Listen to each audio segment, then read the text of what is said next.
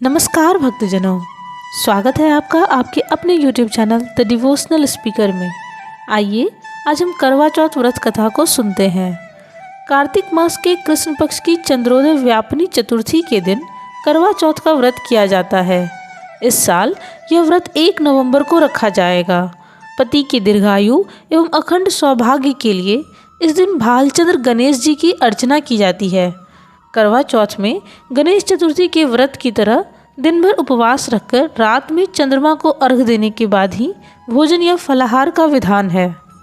अगर हम बात करें करवा चौथ के दिन पूजा के शुभ मुहूर्त की और चंद्रोदय के समय की, तो इस बार करवा चौथ पूजा का मुहूर्त शाम 6:05 से शाम 7:21 तक का है।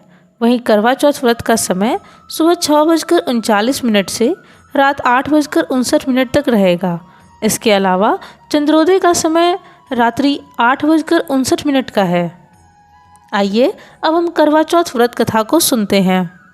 यह कहानी साहूकार के 7 लड़के और एक लड़की की कहानी है। श्री गणेशाय नमः।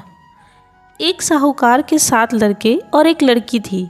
एक बार कार्तिक मास की कृष्ण पक्ष की चतुर्थी तिथि को सेठानी सहित उसकी 7 बहुएं और उसकी बेटी ने भी करवा चौथ का व्रत रखा। रात्रि के समय जब साहूकार के सभी लड़के भोजन करने बैठे तो उन्होंने अपनी बहन से भी भोजन कर लेने को कहा।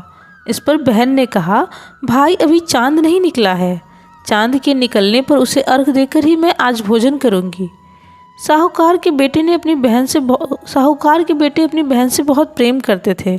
उन्होंने अपनी बहन को भूख से व्याकुल देखा और वह बेहद दुखी हुए। साहूकार के बेटे नगर के बाहर चले गए और वहां एक पेड़ पर चढ़कर अग्नि जला दी। घर वापस आकर उन्होंने अपनी बहन से कहा, देखो बहन, चांद निकल आया है, अब तुम उन्हें अर्घ देकर भोजन ग्रहण करो। साहूकार की बेटी ने अपनी भाभियों से कहा, देखो चांद निकल आया है, तुम लोग भी अर्घ देकर भोजन कर लो। ननद की बात सुनकर भाभियों ने कहा, बहन अभी चांद नहीं निकला है, तुम्हारे भाई धोखे से अग्नि जलाकर उसके प्रकाश को चांद के रूप में तुम्हें दिखा रहे हैं। साहूकार की बेटी अपनी भाभियों की बात को अनसुनी करते हुए भाइयों द्वारा दिखाए गए चांद को अर्घ देकर भोजन कर ली। इस प्रकार करवा चौथ का व्रत भंग करने के कारण विघ्नहर्ता भगवान श्री गणेश साहूकार की लड़की पर अप्रसन्न हो गए।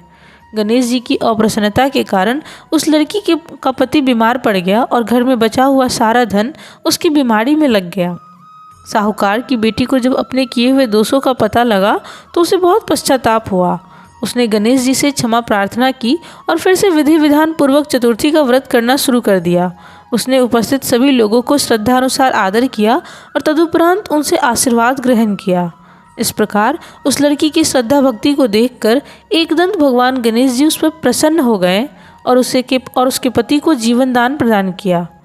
उसे सभी प्रकार के रोगों से मुक्त करके धन संपत्ति और वैभव से युक्त कर दिया।